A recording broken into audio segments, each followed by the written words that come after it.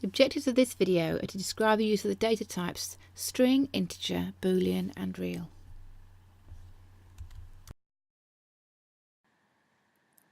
So stepping away from Python at the moment, we're going to look at the different data types that variables can have.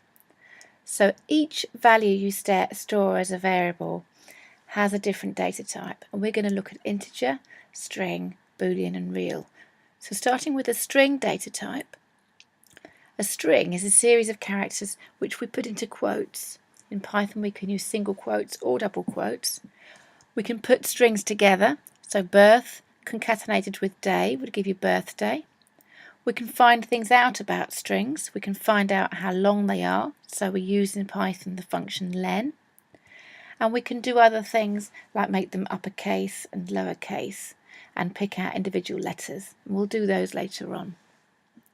Another data type that we have is an integer. An integer is for a whole number. For example, 5, 63, 8345, minus 687 are all integers. You need to store things as integers if you want to do arithmetic on them.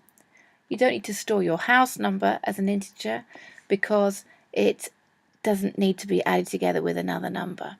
But anything you need to do some arithmetic with, you need to store as an integer. We use the basic operators plus, minus, multiply and divide. Okay, the next data type we're going to look at is boolean. Boolean is used for true or false, or yes or no answers.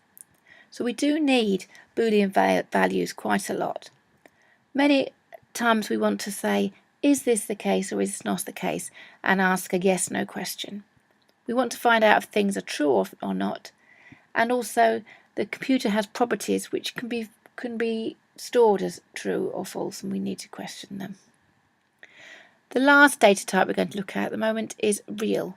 This is sometimes known as a floating point variable or a float. It just needs a variable that's got a fractional part.